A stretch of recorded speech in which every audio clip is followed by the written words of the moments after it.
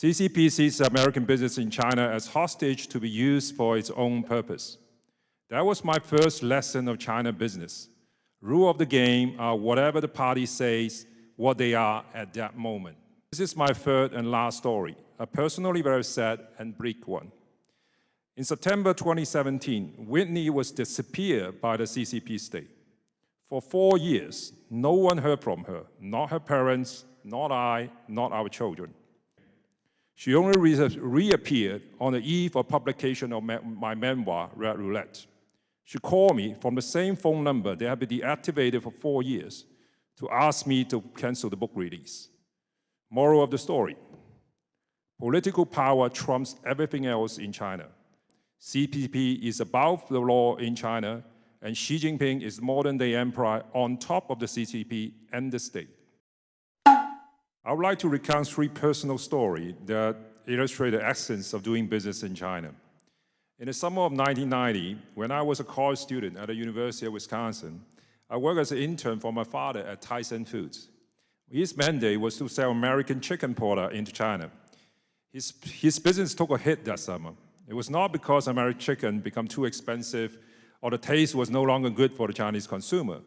It was because US-China relations were running into difficulties. The Chinese Customs Authority suddenly found issue with Tyson's custom duty.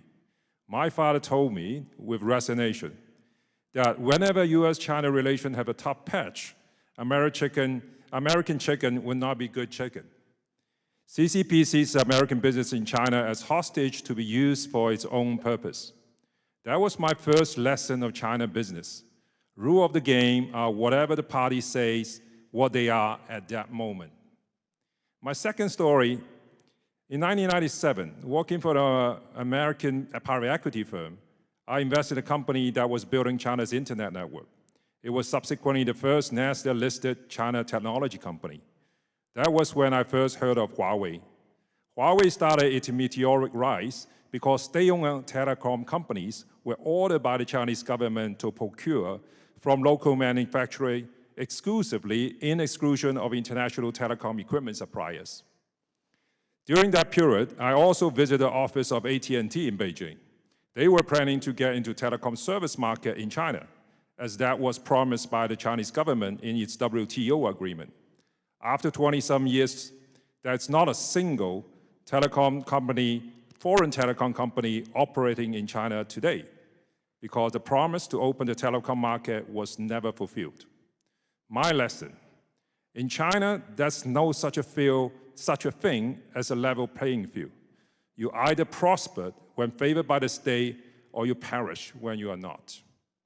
Armed with the wisdom from those lessons, and together with my then wife, Whitney Duan, we managed to become business partner of now ex-premier Wen Jiabao's family. This is my third and last story, a personally very sad and bleak one. In September 2017, Whitney was disappeared by the CCP state. For 4 years, no one heard from her, not her parents, not I, not our children. Her phone number became deactivated. Whitney's mother, until her death in June 2021, had made a habit of calling her daughter every day, refusing to give up hope that one day Whitney may answer the phone. But her wish was never granted. She passed away not knowing whether her daughter was alive or dead. Whitney was never charged with any crime, and no reason was ever given for her disappearance. As a matter of fact, the CCP state has never even acknowledged that it has taken her. I assume that her disappearance was because of the shifting landscape with the rise of Xi Jinping. She only reappeared on the eve of publication of my memoir, Red Roulette. She called me from the same phone number that had been deactivated for 4 years to ask me to cancel the book release. Moral of the story: political power trumps everything else in China. There is no rule of law. Instead, China is ruled by law. CCP is above the law in China, and Xi Jinping is modern-day emperor on top of the CCP and the state. Last but most importantly, I will stress the importance of safeguarding American economic interests in this competition with CCP China. One needs to make a clear distinction between corporate interests and national interests.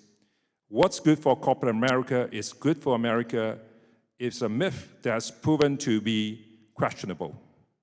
Corporate management, as capitalism dictates, is driven by self-interest and short-term in nature. The deindustrialization of America and the wholesale relocation of supply chain to China in the past decade are a testament to that.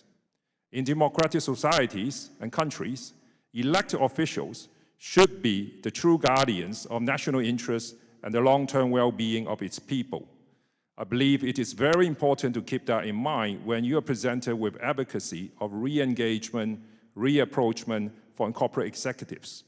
I believe economic interest is national interest.